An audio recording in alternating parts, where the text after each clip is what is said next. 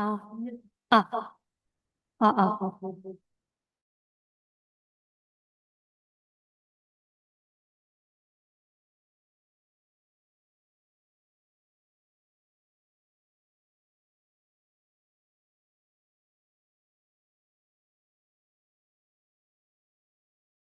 아, 아,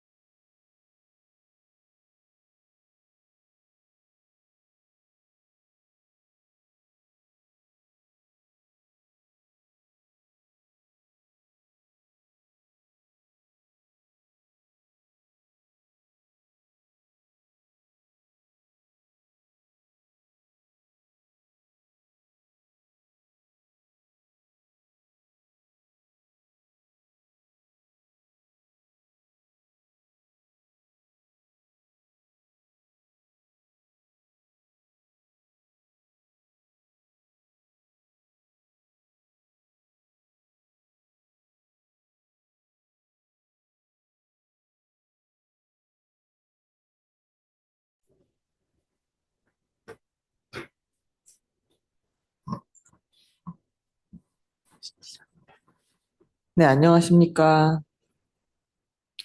네, 오늘 10월 17일 금요일이고요. 저희 제노믹 메디슨 그랜드 라운드를 시작하도록 하겠습니다. 오늘의 모신 연자분은 박종호 교수님이시고 저희 분당 서울대학교 병원 정밀의료센터에서 연구교수를 맡고 계십니다.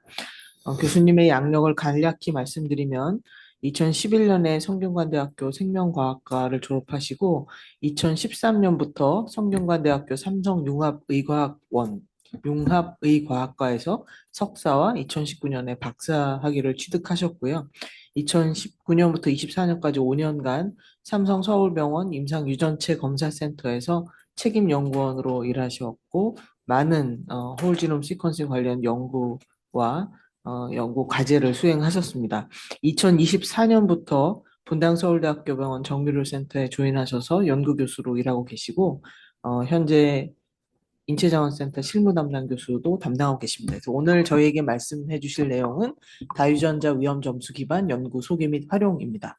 네, 박종호 교수님 부탁드립니다. 네, 과장님 소개 감사드립니다. 임상유전체학과 박종호입니다.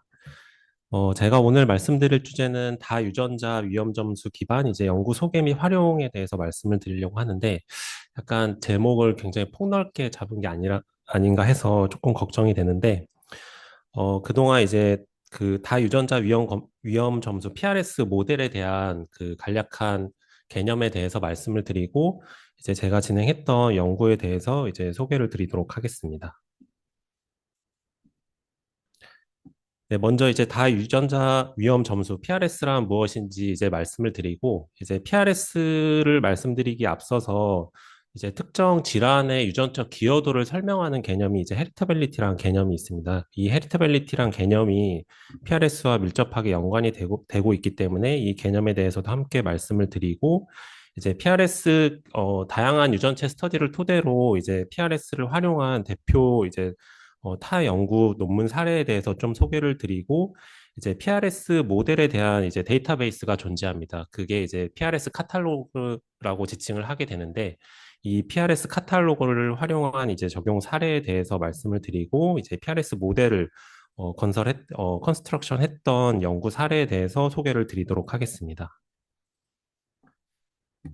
일반적으로 이제 질환의 리스크 팩터는 크게 제네틱 팩터와 환경적인 요인으로 이제 알려져 있습니다. 이제 두 개의 요인의 합에 의해서 특정 질환이 발생을 하게 되는데, 이제 대표적인 예시로 이제 모노제닉 디지즈 같은 경우는 이제 제네틱 팩터가 굉장히 큰 영향을 미치게 됩니다. 그래서 특정 유전자에 이제 변이가 발생하게 되면은 이제 질환으로 연결되는 그런 질환에 해당이 되고, 반면에 이제 어떤 재난이나 교통사고와 같은 사고가 발생하는 이러한 요인은 굉장히 환경적인 요인이 큰 영향을 미치는 부분이라고 할 수 있겠습니다.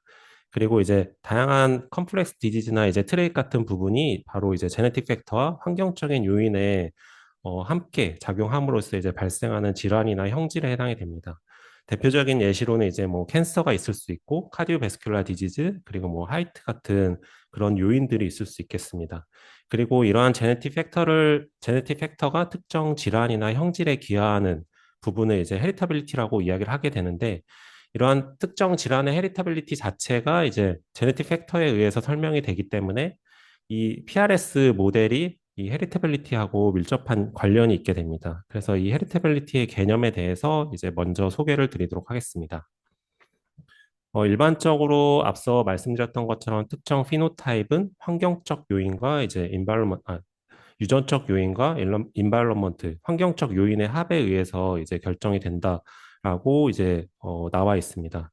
그리고 헤리타빌리티를 보통 H 스퀘어라고 표현을 하게 되는데, 이 헤리타빌리티는 이 환경적 요인에서 이제 제네틱 팩터가 차지하는 비율에 해당이 됩니다. 그래서 이 부분에 해당이 되고, 이 일반적인 헤리타빌리티는 이제 그 부모로부터 유전받게 되는 유전적인 형질에 국한된 약간 좁은 의미의 헤리타빌리티를 이야기를 하게 되고, 넓은 의미의 헤리타빌리티는 유전자와 유전자 사이의 관계, 그리고 우성이나 열성과 관계 같은 좀 더 복잡한 요인이 작용이 되기 때문에 일반적인 헤리타빌리티를 이야기를 할 때 이제 좁은 의미의 H 스퀘어로서 보통 표현을 하게 됩니다. 이런 헤리타빌리티를 추정하는 다양한 연구들이 이제 2000년대 초반부터 많이 진행이 되었고, 보통 이런 헬리테빌리티는 이제 트윈 스터디를 토대로 많이 정의가 되었습니다. 그래서 트윈 스터디를 토대로 정의된 이제 다양한 질환과 형질의 헬리테빌리티 값을 보면은 아이 컬러 같은 경우는 이제 부모의 유전으로부터 이제 굉장히 밀접한 연관이 있기 때문에 헬리테빌리티가 굉장히 높은 것을 확인하실 수 있고, 그리고 스키조프레니아와 알츠하이머 디지 같은 경우도 높은 헬리테빌리티를 보여주게 됩니다. 반면에 이제 브레스트 캔서나 런 캔서, 타입 2 다이아벳 같은 경우는 한 20% 내외에 이제 헤리터빌리티를 보이는 것을 이제 기존 트윈 스터디를 토대로 보고가 되었습니다. 이러한 트윈 스터디를 토대로 헤리터빌리티 추정하는 방식은 일란성 이제 쌍둥이와 그리고 이란성 쌍둥이의 표현형의 유사도를 가지고 이제 추정을 하게 됩니다. 그래서 일반적으로 이 일란성 쌍둥이 같은 경우는 이제 형제 자매 간에 굉장히 유전적 유사도가 높고, 반면에 이제 이란성 쌍둥이 같은 경우는 표현형의 유사도가 50%에 해당이 되기 때문에 일란성 쌍둥이의 표현형이 굉장히 유사도가 높을수록 헤리터빌리티가 높아지는 결과값을 얻을 수 있게 됩니다. 그래서 이제 트라이소미 같은 경우는 이제 굉장히 유전적인 영향을 많이 받는 그런 질환에 해당이 되고, 그리고 오티즘 같은 경우도 헤리터빌리티가 높은 값을 확인을 할 수가 있습니다. 그리고 이제 이 이란성 쌍둥이의 콘코던스와 일란성 쌍둥이의 콘코던스가 이제 X는 Y 거의 유사한 값에 해당이 되면은 헤리터빌리티가 좀 떨어지는 그런 형질이나 질환에 해당이 됩니다. 예를 들어서 이제 파킨슨이나 앞서 확인했던 브레스트 캔서, 콜로너리 허트 디지즈 같은 게 좀 헤리터빌리티가 낮은 그런 질환에 해당이 됩니다. 이런 헤리터빌리티를 계산할 때 기준은 이제 트윈 스터디를 기반으로 많이 계산이 되었는데요. 2000년대 중반이 되면서 이제 지노와이드 어소시에이션 스터디라는 이제 케이스 컨트롤 기반의 스터디가 굉장히 많이 수행이 되었습니다. 그래서 이 결과들을 토대로 이제 다양한 형질과 질환과 연관된 변이들이 발견이 되면서 이 변이들을 가지고 헤리터빌리티를 계산하는 이제 스닙 기반의 헤리터빌리티 계산이 많이 진행이 되었습니다. 이 지와스에 대해서 간략하게 설명을 드리면은 이제 대규모 이제 코호트 또는 이제 그 집단에서 이제 특정 질환을 또는 피노타입을 가지고 있는 케이스와 이제 그렇지 않은 컨트롤을 가지고 이제 각각 변이의 빈도를 비교하는 결과에 해당이 됩니다. 그래서 만약에 특정 변이가 해당 질환이나 피노타입과 굉장히 밀접하게 연관이 되어 있다면 케이스에서 굉장히 높은 빈도로 나타나게 되고, 이러한 빈도를 가지고 이제 통계적인 유의 수준을 비교해서 이제 해당 질환과 연관된 변이들을 찾는 그러한 방법에 해당이 됩니다. 이 지와스는 이제 지노와이드로 보통 어프로치를 하게 되는데, 이 지노와이드로 어프로치를 하는 게 가능하게 된 게 이제 스닉 기반의 어레이 칩이 개발이 되면서 이제 굉장히 이 연구 자체가 활성화가 되고 많이 수행이 되었습니다. 그래서 이 스닉 기반의 어레이 칩은 이제 지노와이드로 존재하는 약 100만 개의 스닙을 가지고 이제 지와스 스터디를 진행을 하게 되고, 이렇게 밝혀진 스닙들을 토대로 이제 특정 질환과 연관된 변이들을 찾고, 다음과 같은 플랫은 이제 맨하탄 플랫이라고 해당이 되는데, 이렇게 특정 p-value가 특정 컷오프를 넘는 이러한 시그니피컨트한 시그널을 보이는 변이들을 찾는 것을 이제 이 연구의 궁극적인 목표라고 할 수 있겠습니다. 이러한 지어스 연구의 기본이 되는 가설이 이제 커먼 디지즈, 커먼 베리언트 가설에 해당이 됩니다. 일반적으로 이제 우리 조상에서 어떤 질환과 연관된 특정 변이가 특정 세대에서 발생을 하게 되면은 시간이 지남에 따라서 이 변이 자체는 이제 자손에게 유전이 되게 됩니다. 그래서 이 변이가 유전이 됨으로써 이제 특정 파퓰레이션 집단에서는 이제 케이스 빈도가 높게 나타나고, 이 변이를 가진 이제 인디비주얼이 많아지는 그런 패턴을 보이게 되는데, 이런 게 이제 커먼 디지즈, 커먼 베리언트에 해당이 됩니다. 그래서 이러한 가설을 토대로 이제 지와스 스터디를 진행을 하게 되고, 이렇게 특정 케이스하고 연관된 변이를 이제 확인을 할 수 있게 됩니다. 현재 지와스 스터디는 이제 최근에 이제 지와스 카탈로그라는 지와스 특정 질환하고 연관된 변이, 지와스 결과들을 모아놓은 이제 데이터베이스가 존재를 하게 됩니다. 이 지와스 카탈로그에서 최근에 확인해 보았을 때 약 한 7천 개 이상의 퍼블리케이션과 그리고 한 14만 개 이상의 이제 서머리 스탯, 그 지와스 결과들을 제공해주고 있는 데이터를 확인을 할 수 있었고, 실제 굉장히 다양한 질환과 피노타입에 대해서 이러한 지하수 연구가 진행이 돼서 본 데이터베이스에서 이제 소개가 되고 있습니다. 이러한 PRS 모델을 만들고 이제 연구를 진행을 할 때 보통 이러한 GIS 데이터를 기반으로 많이 연구를 진행을 하게 됩니다. 그래서 이러한 GIS 카탈로그를 토대로 GIS 데이터가 존재를 하게 되고 이 데이터를 이용해서 이제 PRS 모델을 적용하거나 그런 특정 변이가 얼마나 해당 질환에 기여를 하는지 그런 위험도 수준을 이 데이터를 토대로 이제 연구를 진행을 할 수가 있습니다. 이러한 GIS 연구가 이제 2000년대 중반에 굉장히 활성화가 되었는데요. GIS 연구를 토대로 연구를 하면서 GIS 스터디를 하게 되면은 실제 모든 질환이나 형질하고 연관된 모든 변이를 찾지 않을 수 있을까라는 이제 기대를 하였습니다. 하지만 실제 GIS 결과를 토대로 이제 확인을 해봤더니 놓치고 있는 부분이 너무 많은 부분들을 확인을 하였는데요. 이 놓치고 있는 부분에 대해서 이제 미싱 헤리터빌리티라고 이야기를 하고 있습니다. 이 미싱 헤리터빌리티의 원인은 이제 보통 GIS 어프로치를 토대로 질환과 연관된 변이를 찾을 때 어프로치하는 게 이제 커먼 베리언트를 보통 확인을 하게 됩니다. 하지만 질환하고 연관된 굉장히 레어한 변이들도 존재를 할 수 있고 스닙이 아닌 인델과 같은 다른 타입의 변이들도 존재를 할 수 있습니다. 물론 이제 CMV나 스트럭처 베이션 같은 이러한 변이들도 존재를 할 수 있고 그리고 특정 유전자가 하나만 질환에 영향을 미치는 게 아니라 여러 유전자가 인터랙션을 하면서 영향을 미칠 수가 있습니다. 이러한 부분들은 이제 GIS 스터디를 토대로 확인을 할 수 없기 때문에 이제 이러한 미싱 헤리터빌리티가 존재를 하게 됩니다.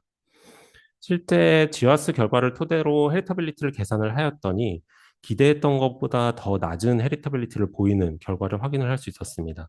가장 대표적인 예시로 이제 하이트 같은 경우는 기존에 이제 트윈 스터디를 토대로 확인했을 때 한 70에서 80%의 이제 헤리터빌리티를 보여주었는데 GIS 결과를 토대로 확인했더니 5%밖에 확인이 안 되었고 나머지는 과연 어떻게 그러면은 유전적인 영향이 영향을 미칠 것인지 이 부분에 대해서 의문을 이제 갖게 되었고 다른 타입 2 다이베이시나 이제 HDL 콜레스테롤도 한 20% 이상의 헤리터빌리티를 보여주었지만 한 5에서 6%밖에 이제 GIS 스터디를 토대로는 확인이 되지 않았습니다.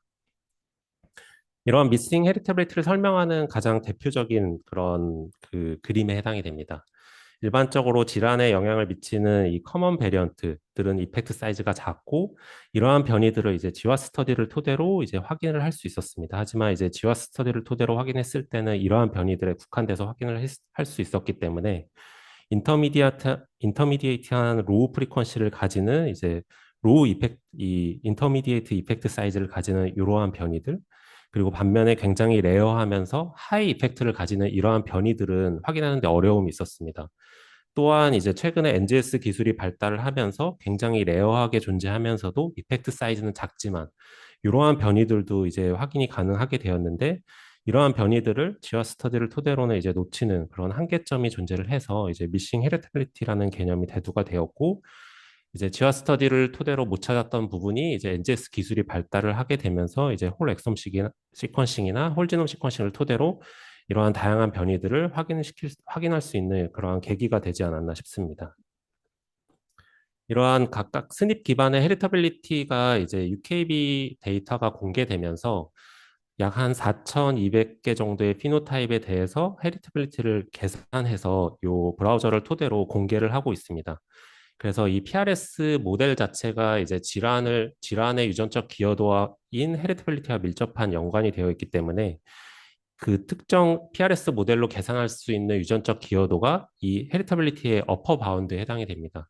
그래서 이 PRS 연구를 진행을 하시기 전에 먼저 해당 특정 질환이나 피노타입의 이런 헤리터빌리티를 먼저 확인하는 과정이 필요하고 그러한 대표적인 이제 데이터베이스가 이 UKB 기반의 이제 스닙 헤리터빌리티 브라우저에 해당이 됩니다.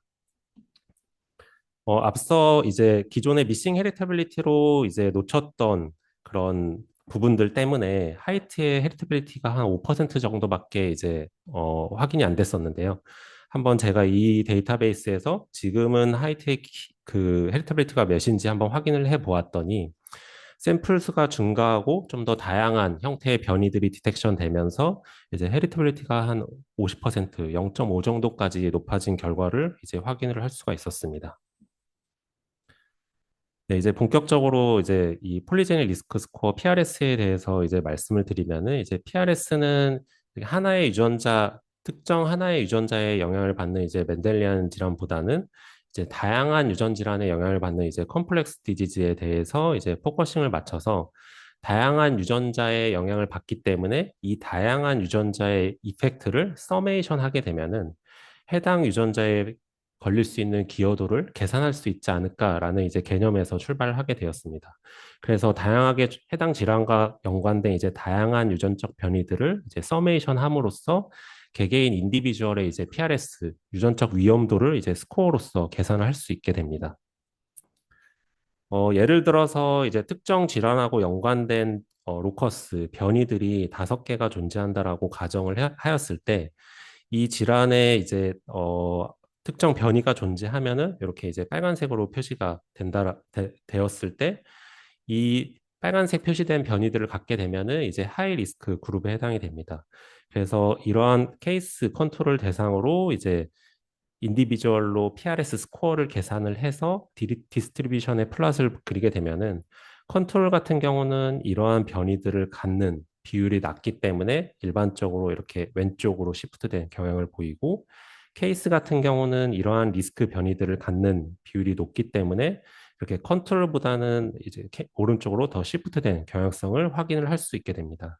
그래서 특정 집단에서 이제 이러한 PRS 스코어를 계산해서 인디비주얼 별로 계산을 해서 하이 리스크 그룹을 토대로 선별을 하게 되면은 이 하이 리스크 그룹에 대해서 뭔가 인터벤션 또는 예방적 조치를 진행을 하게 되면은 이 질환의 발병률을 좀 더 낮추고 선제적으로 이제 조기 발견을 토대로 치료를 할 수 있지 않을까라는 개념이 이제 이 PRS 개념에 해당이 됩니다. 일반적인 컨벤셔널한 PRS 가장 기본적인 식은 각각 질환과 연관된 변이들의 이 변이들의 이펙트 사이즈를 곱하는 것에 서메이션 값에 해당이 됩니다. 그래서 PRS를 계산하는 방식은 이제 여러 가지가 존재를 하게 되는데 이제 클래시컬한 PRS 계산 방식이 좀 전에 말씀드렸던 각각 변이의 이펙트 사이즈를 곱하고 이를 서메이션한 값이 이제 인디비주얼의 PRS 스코어를 계산하는 방식에 해당이 됩니다. 여기서 이제 좀 더 많은 변이들을 가지고 이제 여러 가지 이제 클럼핑이라는 LD 관계를 고려하게 되고 그리고 좀 더 의미 있는 변이를 넣고자 한다면은 이제 해당 변이에 이제 예를 들어서 지와 스터디의 p-밸류를 컷오프로 삼아서 이제 포함을 시킬 수도 있습니다. 이러한 방식으로 이제 계산하는 PRS 스코어가 이제 P 플러스 T 방식에 해당이 됩니다. 그리고 이제 좀 더 많은 변이에 대해서 이러한 변이들의 관계를 설명하는 LD를 고려해서 이제 PRS 스코어를 계산하는 방식이 이제 LD 프레드 방식에 해당이 되고 좀 더 다른 방식으로 이제 그러면은 그 실제 지노와이드로 어프로치한 이 GWAS를 토대로 밝혀진 이제 모든 변이 예를 들어서 뭐 수백만 개의 변이들을 다 인풋으로 넣어서 이제 PRS 스코어를 계산을 할 수도 있습니다. 하지만 이렇게 PRS 스코어를 계산을 하게 되면은 특정 변이, 예를 들어서 이펙트 사이즈가 굉장히 큰 변이의 영향을 많이 받기 때문에 이 이펙트 사이즈를 이제 슈링키지하는 그런 보정하는 작업이 필요하게 됩니다. 그래서 이러한 보정하는 메소드를 도입한 방법이 이제 PRS CS 같은 이러한 방법에 해당이 됩니다. 이러한 PRS를 토대로 한 다양한 연구들이 이제 존재를 하게 되는데요. 그 대표적인 연구 사례를 좀 말씀을 드리도록 하겠습니다. 이 논문은 이제 2018년도 이제 5개의 대표 질환에 대해서 이제 PRS 모델을 만들고 적용해 본 그런 페이퍼에 해당이 됩니다. 이 논문에서는 기존에 이제 폴리제닉 그 커먼 디지즈에서도 희귀 단일 유전자 돌연변이만큼의 이제 고위험군을 이제 PRS를 토대로 이제 선별할 수 있음을 보여주는 대표적인 예시 논문에 해당이 됩니다. PRS 모델을 개발하게 되면은 일반적으로 이 3개의 데이터셋이 3개의 독립적인 코호트가 필요를 하게 됩니다. 그래서 PRS 모델의 가장 어려운 점 중에 하나가 요 이제 독립적인 코호트를 구성하는 게 이제 좀 어려운 점에 해당이 되는데요. 이 디스커버리 셋에 해당되는 데이터로는 이제 기존의 이제 해당 특정 질환들의 지와 스터디 데이터를 가져왔습니다. 그래서 이 지와 스터디의 계산값을 가져오고 그리고 이제 LD 인포메이션을 가져와서 이제 31개의 후보 PRS 모델을 각 질환별로 이제 생성을 하였습니다. 그리고 이제 독립적으로 UK 바이오뱅크 페이즈 1 데이터를 토대로 이제 밸리데이션을 수행을 하였고, 그리고 이제 페이즈 2 데이터를 토대로 이제 테스트를 해서 이밸루에이션을 진행을 하였습니다. 이렇게 생성된 모델들을 가지고 이제 평가한 결과가 이제 지금 보시는 테이블에 해당이 됩니다. 다음과 같은 이제 5개의 질환에 대해서 이제 페레스 모델을 적용을 하였고, 대표적으로 이제 코로나리 알터리 디지즈 같은 경우는 한 0.8 정도의 굉장히 높은 AUC 값을 보여주었고, 브레스트 캔서 같은 경우는 한 0.68, 0.69 정도의 AUC 값을 확인을 할 수가 있었습니다. 이 스터디의 가장 큰 의의가 실제 일반 인구 집단에서 이제 UK 바이오뱅크 데이터가 이제 일반 인구 집단군을 대상으로 하고 있기 때문에 일반 인구 집단군에서 이제 요 앞서 말씀드렸던 5개 질환의 중 5개 질환에 걸릴 확률이 이제 오즈 레이쇼가 이제 3 이상인 경우, 즉 3배 이상인 경우의 비율이 20%로 굉장히 높은 비율을 차지하는 것을 확인을 할 수 있었고, 그리고 이제 5배 이상인 경우도 1.5%로의 비율로 생각보다 굉장히 높은 비율을 보이는 것을 확인을 하였고, 이 오즈 레이쇼 3배에서 5배 이상을 보인다는 거는 이제 단일 유전자의 캐리어를 가지고 있을 때 질환이 발병한 그런 비율에 거의 비등할 수준의 그런 데이터라고 이제 볼 수가 있습니다. 그래서 이 논문에서는 PRS 모델을 토대로 이제 특정 인디비주얼이 특정 질환에 걸릴 확률을 이제 특정 질환에 이제 걸릴 확률 그런 프리밸런스를 확인한 그런 대표적인 사례에 해당이 됩니다. 또 하나 좀 재밌는 그런 논문을 한 편 소개해 드리도록 하겠습니다. 이 논문은 이제 콜로너리 아터리 디지즈에서 대해서 이제 소개한 논문이고, 실제 제네틱 리스크 팩터와 환경적 요인인 라이프 스타일하고의 연관성을 소개한 페이퍼에 해당이 됩니다. 그래서 이 논문에서는 이제 4개의 코호트를 전향적으로 연구를 했는데요. 먼저 이제 콜로너리 아터리 디지하고 연관된 이제 제네틱 리스크 스코어를 계산을 하였습니다. 그리고 이제 생활 습관, 라이프 스타일은 4가지 항목으로 나누어서 이제 계산을 하였고, 이제 첫 번째가 흡연 여부, 그리고 이제 비만인지, 그리고 이제 주 1회 이상 신체 활동을 이렇게 액티브한 신체 활동을 했는지, 그리고 식습관 생활은 어떤지 이 부분으로 나누어서 이제 라이프 스타일을 정의를 하였고, 이 중에서 이제 3개 이상을 충족하게 되면 이제 페이버한 생활 습관, 반면에 이제 하나도 충족하지 못하거나 하나만 충족한 경우는 이제 언페이버한 라이프 스타일로 이제 정의를 하였습니다.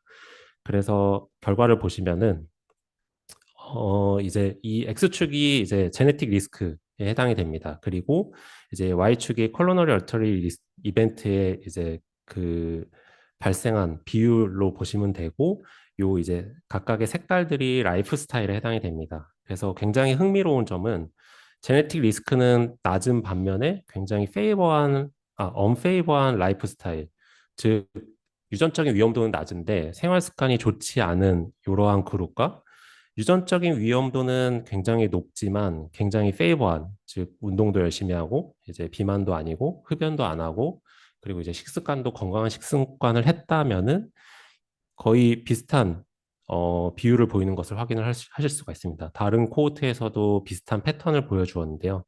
즉 제네틱 리스크, 즉 이제 PRS 계산을 토대로 특정 인디비주얼이 굉장히 하이 리스크 그룹으로 이제 분류가 되더라도 라이프 스타일을 좀 이렇게 페이버한 라이프 스타일을 갖게 된다면은 이러한 특정 질환의 위험도가 이제 낮춰질 수 있다라는 그런 연구 결과를 보여주는 논문에 해당이 됩니다.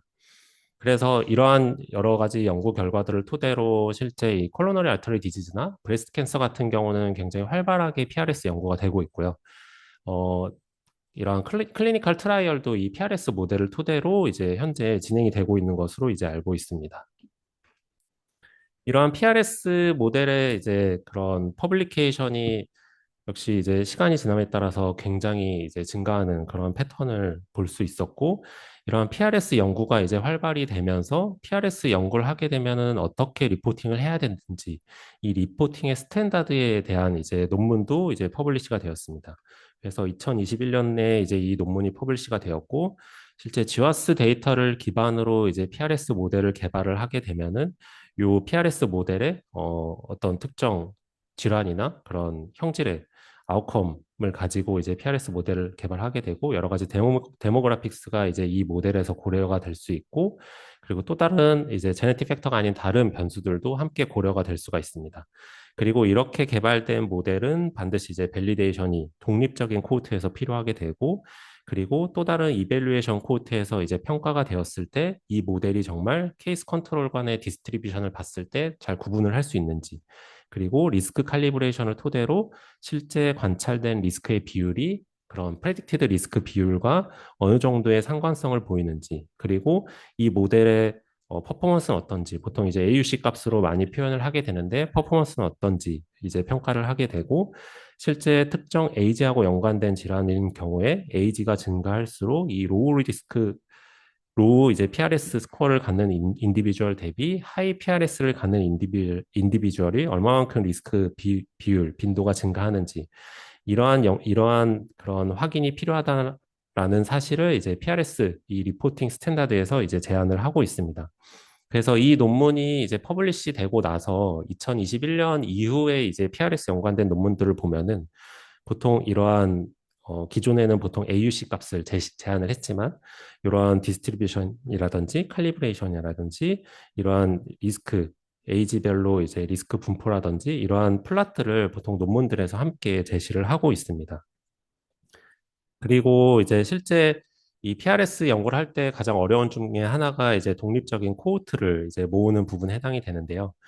앞서 헤리터빌리티가 PRS하고 밀접한 연관이 있다라고 말씀을 드렸는데 일반적으로 헤리터빌리티가 이제 큰 경우 이제 그런 이 질환에 대한 유전적 기여도가 크기 때문에 PRS를 토대로 이제 이 인디비주얼로 리스크 스코어를 계산을 할 때 필요한 샘플 사이즈가 좀 더 적은 그런 장점이 있습니다. 예를 들어서 이 하이 리스크 그룹 같은 경우는 이 하이트 같은 경우는 헤리터빌리티가 한 0.5 정도이고 이 특정한 이제 통계적인 파워를 갖는 이 샘플 수를 이스티메이션 했을 때 한 100에서 200 샘플 이상이면 어느 정도 파워를 확보할 수 있지만 이제 헤리터빌리티가 낮은 이 핸드 그립 같은 경우는 이제 충분한 80 이상의 통계적인 파워를 확보하기 위해서는 한 500개 이상의 샘플이 이 PRS 이 밸리데이션에 이제 필요한 그러한 사실들을 확인을 할 수 있었습니다.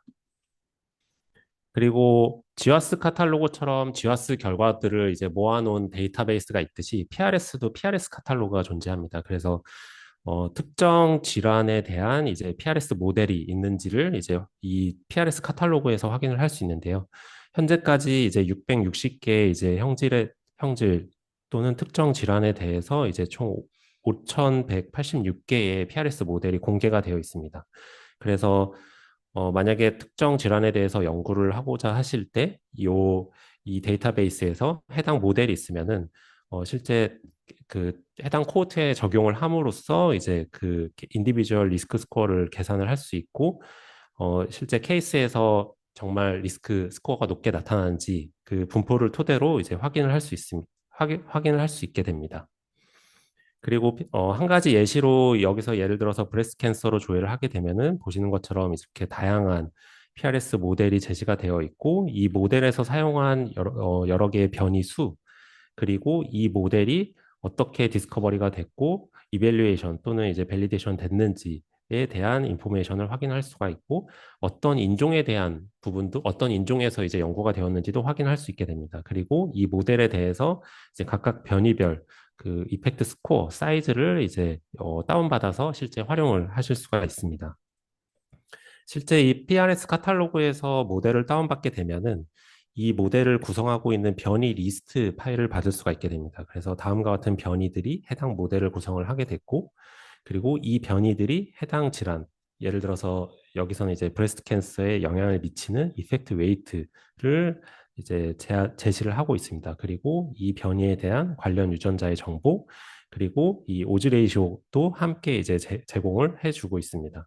이 이펙트 웨이트 값은 이 오즈 레이쇼 값에 이제 자연 로고를 취한 값에 해당이 됩니다. 이 다음으로 이제 제가 진행했던 그 연구 결과를 간략하게 좀 소개를 드리도록 하겠습니다. 제가 타겟으로 했던 질환은 이제 메타볼릭 디스펑션 어소시에이트 패티 리버 디지즈 해당이 됩니다. 보통 이제 맥필드라는 이제 그런 명칭으로 많이 이야기를 하게 되는데 이 패티 리버 디지즈에 대해서 이제 타겟을 하였고요. 총 15,000명의 코호트 데이터를 가지고 이제 진행을 하였습니다. 그래서 이 15,000명의 데이터 중에서 일부는 이제 디스커버리 셋으로 삼았고, 일부는 이제 밸리데이션 셋으로 삼아서 이제 먼저 지화 스터디를 진행을 하였습니다.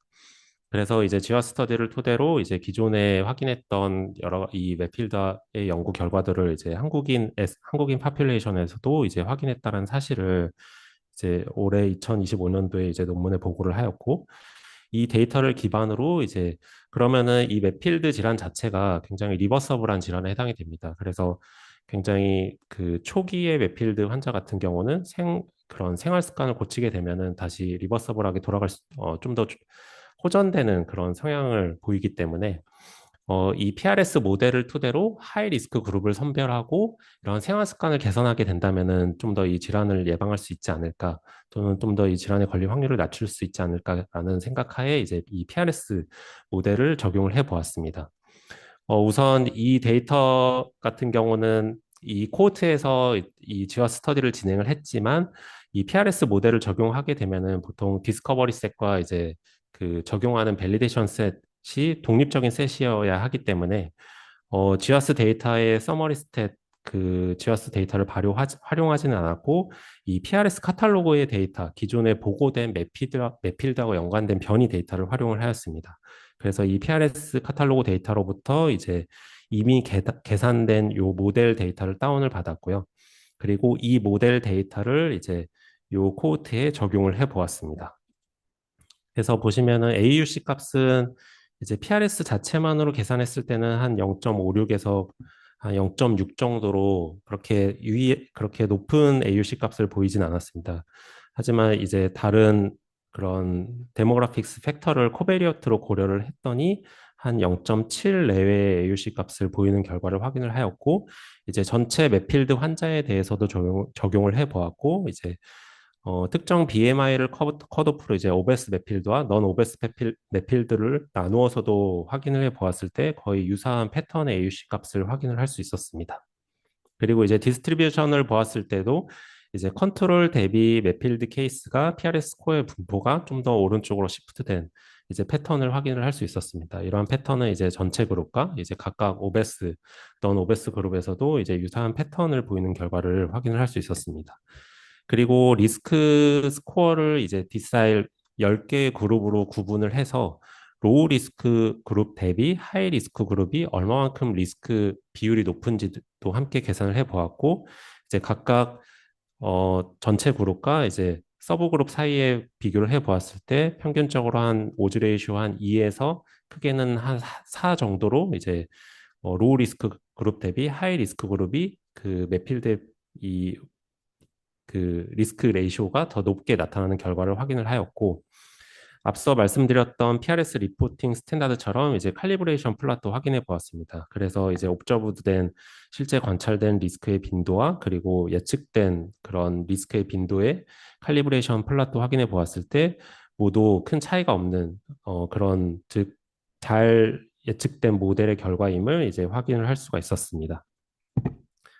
그리고 이제 요 앞서 말씀드렸던 그 옵저브된 리스크 퍼센트를 보았을 때 좀 약간 중요하다라고 생각했던 그런 결과 중에 하나가 실제 넌 오베스 맵필드와 오베스 맵필드의 서브그룹에 대해서 비교를 진행을 하였는데, 요 오베스 맵필드보다는 넌 오베스 맵필드가 로우 리스크 그룹 대비 하이 리스크 그룹의 비율이 훨씬 더 높은 빈도로 증가하는 결과를 확인을 할 수 있었습니다. 그래서 이 맵필드 질환 자체가 BMI가 굉장히 중요한 리스크 팩터에 해당이 되는데, 이 BMI 리스크 팩터 이외에 넌 오베스에 해당하는 이 맵필드에서는 이 폴리제닉 리스크 스코어가 굉장히 중요할 수도 있다라고 이제 생각을 하였고, 이러한 하이 리스크 그룹 같은 경우는 어떠한 특정 그런 그 생활 습관 개선을 토대로 이제 인터벤션을 하게 된다면은 이러한 이 매필드에 걸릴 확률을 좀 더 낮출 수 있지 않을까라고 이제 생각을 해서 이 결과들을 현재 논문으로 정리를 하고 있습니다. 이제 좀 더 나아가서 이러한 매필드 질환을 가지고 있는 사람이 이 다양한 캔서에 얼마만큼 걸려 있는지, 기존에 몇 편의 논문들을 토대로 이제 보고가 되어 있습니다. 그래서 매필드 케이스와 넌 매필드 그룹에서 이제 확인을 해 보았을 때 이 특정 캔서에 걸린 빈도의 오즈 레이쇼를 값을 봤더니 보시는 것처럼 리버 캔서라든지 키드니, 사이로이드 캔서가 이제 매필드 그룹에서 더 높은 빈도를 보이는 결과를 이제 확인을 할 수 있었고, 이러한 논문 사전 연구 결과들을 토대로 만약에 매필드 PRS를 가지고 이제 캔서를 프리딕션 하지 않을까, 특정 캔서에 걸릴 그런 빈도를 프리딕션 하지 않을까 생각을 해서 생각을 하게 되었습니다. 그리고 이제 기존의 매필드와 이제 HCC의 리스크는 굉장히 잘 보고가 되어 있습니다. 그래서 매필드에 걸릴 하이 리스크 그룹은 실제 HCC에 걸릴 빈도가 굉장히 높다라는 사실이 이미 기존 여러 논문들을 토대로 이제 보고가 되어 있어서 이 헤파틱 말그넌시뿐만 아니라 넌 헤파틱 말그넌시도 예측할 수 있지 않을까 생각을 해서 이제 그 다음 이제 퍼더 스터디를 진행을 하고 있습니다. 이 퍼더 스터디에서는 좀 더 샘플 코호트를 한 2만 명 정도로 확장을 하였고, 역시 마찬가지로 이제 매필드 기존의 그런 모델을 활용을 해서 이제 다양한 익스트라헤파틱 말리그넌시, 예를 들어서 콜로레탈 캔서라든지 사이로이드 캔서라든지 이런 캔서의 리스크하고 얼마만큼 연관이 되어 있는지 PRS 모델을 토대로 각각 캔서의 리스크 스코어를 계산을 해서 지금 분석하는 작업을 진행을 하고 있습니다. 그래서 앞선 논문과 함께 이제 정리해서 이제 퍼블리시를 준비하고 있는 단계에 해당이 됩니다. 다음으로 이제 이 PRS 모델을 컨스트럭션 했던 그런 연구를 소개해 드리도록 하겠습니다. 대상 질환은 이제 알츠하이머 디지즈에 대해서 연구를 진행을 하였고요. 알츠하이머 디지즈 환자에 대해서 총 500명에 대해서 이제 500명의 케이스 컨트롤에 대해서 홀지놈 시퀀싱을 진행을 하였고, 몇 가지 이제 노블한 리스크 변이들을 확인을 하였습니다. 그래서 이 연구 결과를 이제 2021년에 보고를 하게 되었고요.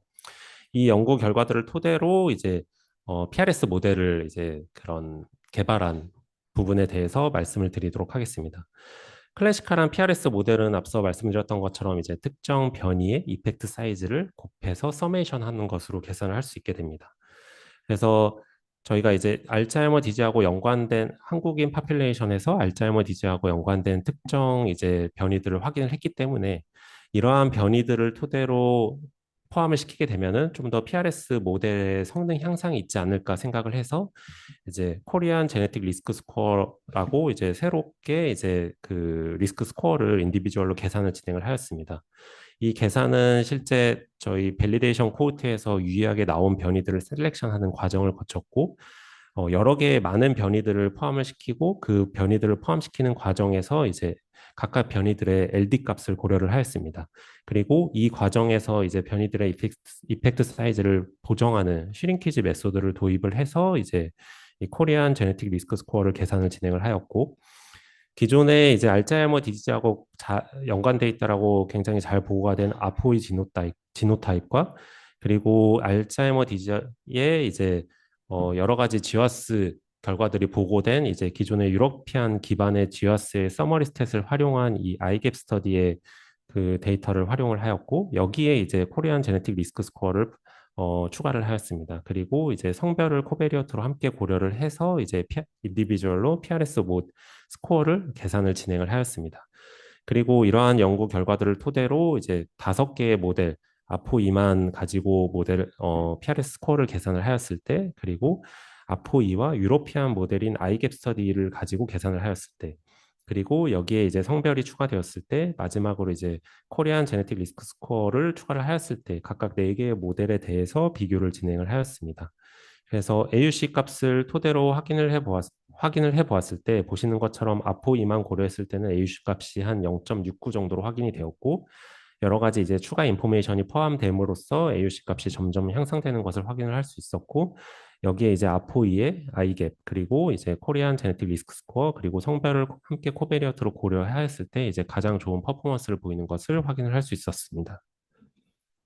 그리고 이제 제네틱 리스크, 이 알츠하이머 디지즈에 대한 리스크 스코어 디스트리뷰션을 보았을 때도 이제 각각 연령대별로 확인을 해 보았습니다. 그래서 이제 보통 해당 질환 자체가 에이즈하고 굉장히 밀접한 연관이 있기 때문에 이제 85세 이상인 에이지 그룹에서 보았을 때 하이 리스크 그룹에서는 알츠하이머 디지즈에 걸린 빈도가 91%로 굉장히 높았고, 반면에 로우 리스크 그룹에서는 한 32%로 이제 알츠하이머 리스크에 걸릴 이제 프로바빌리티가 확인이 되었습니다.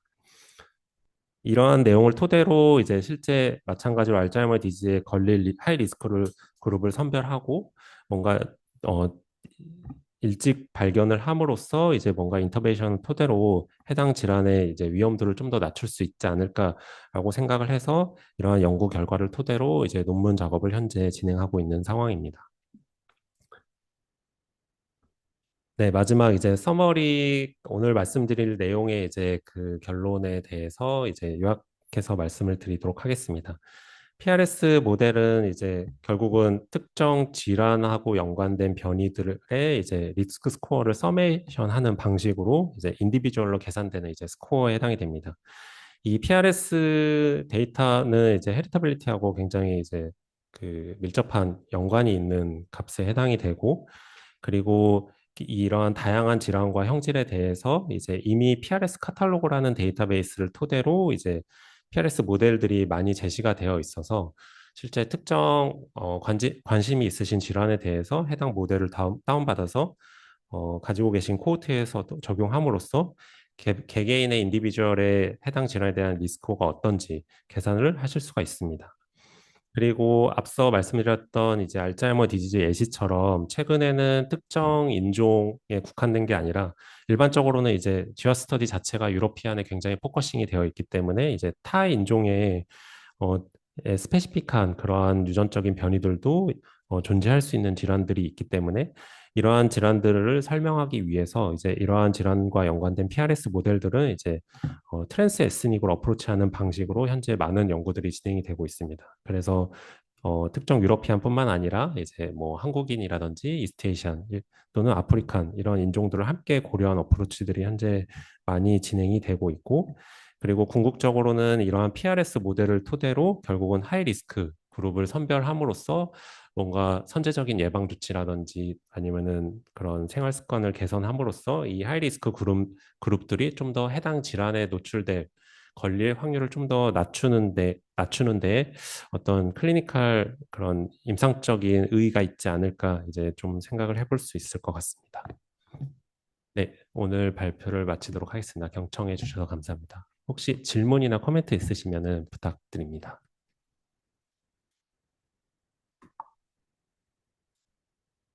네, 이 PRS 연구에 대해서 아주 기초부터 선생님 연구 결과까지 잘 쉐어를 해주셔서 굉장히 공부를 많이 했습니다. 감사합니다. 어, 현장에 계신 교수님들이나 온라인으로 참여하신 교수님들 중에 질문이나 코멘트 있으실까요?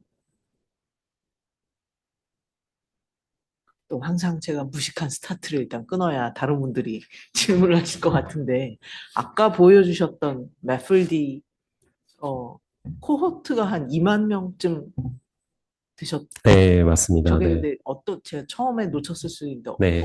어떻게 구축하신 코호트인 거죠? 아, 아니면 이게 이제 다른 데이터인가요?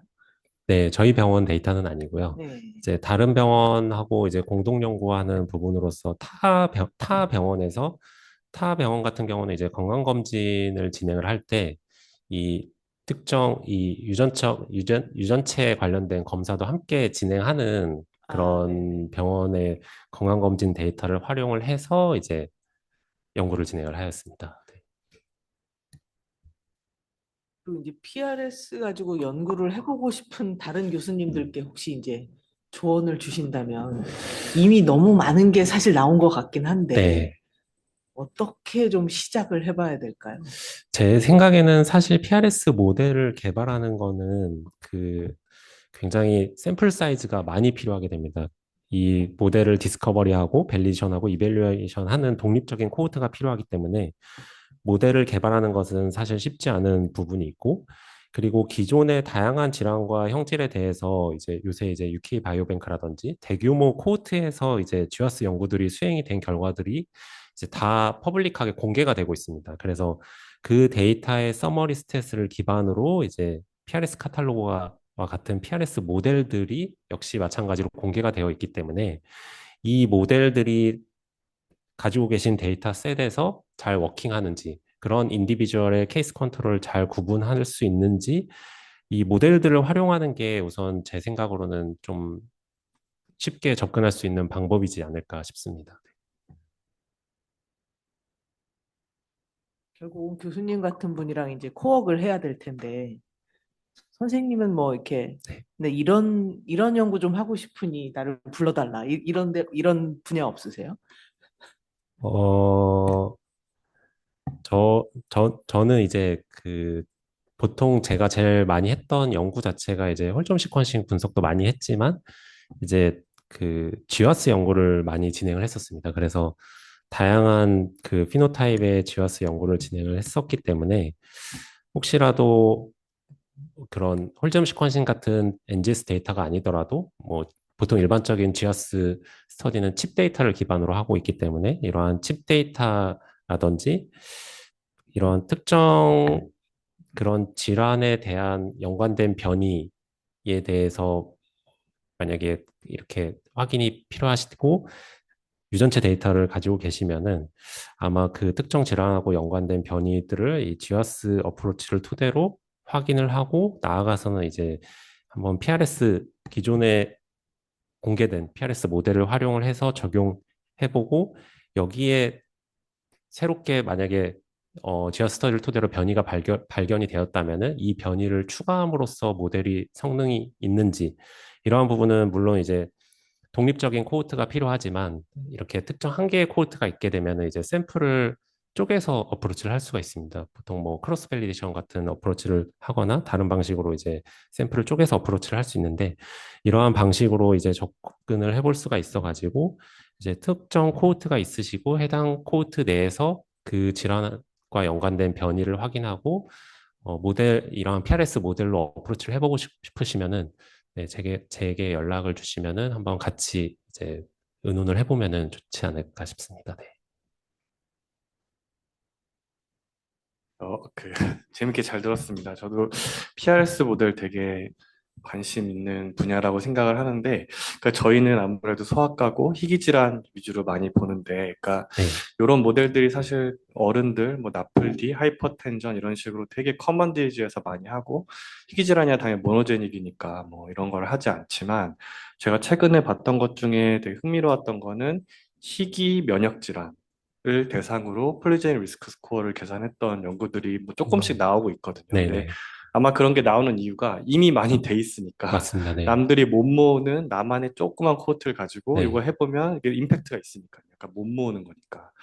그래서 최근 봤던 게 그런 크립토제닉 노스라고 해서 이유 없이 시저를 무지하게 많이 하는 환자, 오토이뮨 디지즈 환자군이 있는데, 그거 30명 가지고 했는데 한 15점짜리 네네. 논문에 실리더라고요. 네네. 그래서 제가 아직 저는 프로젝트 리스크 스코어 예전에 그냥 공부해봤을 때 이런 식으로 많이 해야지 된다고 알고 있는데, 요렇게 아주 희귀한 질환이라면 뭐 30명, 20명 가지고도 이게 플러스업을 한 건지 가능한 형태의 연구인지, 열심히 홀지놈을 모으다 보면 될지 여쭙고 어, 싶었습니다.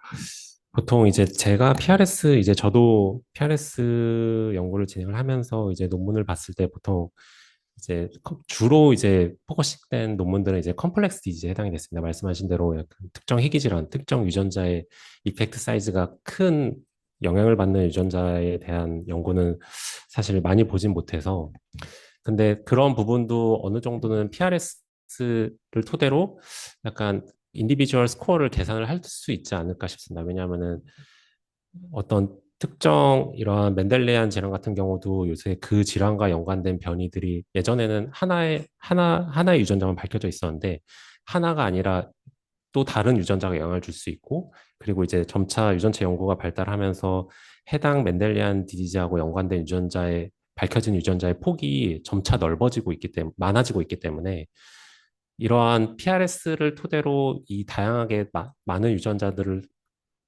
뭔가 이제 서메이션 하는 방식을 토대로 한번 계산해 볼 수 있지 않을까 싶긴 합니다. 근데 이제 한 가지 어려운 점 중에 하나가 될 것 같은 부분이, 보통 PRS 모델을 만들고 할 때는 특정 하나의 코호트에서 이제 그 그 해당 유전자에 존재하는 변이의 이펙트 사이즈를 이제 추정을 하게 되는데 이렇게 여러 가지 연구를 토대로 이제 밝혀진 변이들은 보통 이펙트 사이즈가 각각 연구마다 이제 달라지게 되는데 이거를 어떻게 서메이션하고 이제 이 서메이션된 결과를 어떻게 해석할지는 좀 더 아마 다른 메소드적인 다른 좀 더 논문들의 리뷰가 필요하지 않을까 싶습니다. 네. 한 가지 또 마지막으로 궁금했던 거는 이런 게 가능한지 몰라서 여쭙는데요. 그러니까 예를 들면 디지즈 군에서도 어떤 특정 뭐 예후가 좋은 군, 나쁜 군이 있을 수도 있고 어떤 약에 잘 반응하는 군, 잘 반응하지 않는 군 이런 게 있을 수도 있는데 그런 식으로 폴리제닉 리스크 스코어가 이렇게 한 디지즈 군에서도 예후나 뭐 이런 트리트먼트 리스폰스에 따라서 이렇게 갈려서 분석을 하기도 하는지 그냥 방법론적으로 궁금해서. 제 생각에는 충분히 가능할 것 같습니다. GWAS 스터디 같은 경우가 이렇게 특정 케이스 컨트롤로 보통 진행을 하지만 특정 트릿한 약물에 대해서 리스폰스가 있는 그룹, 리스폰스가 없는 그룹, 그래서 어떤 제네틱 백그라운드에서 해당 약물에 대한 리스폰스에 영향을 미치는지 이런 GWAS 스터디도 굉장히 많이 진행이 되었거든요. 그래서 이러한 GWAS 스터디의 결과를 토대로 PRS 모델에 충분히 활용을 할 수 있을 거라고 생각이 됩니다. 네.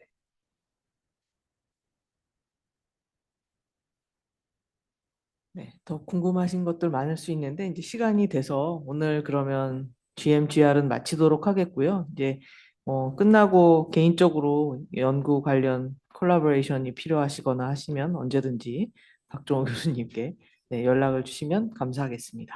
그럼 오늘 마치겠습니다. 감사합니다. 감사합니다.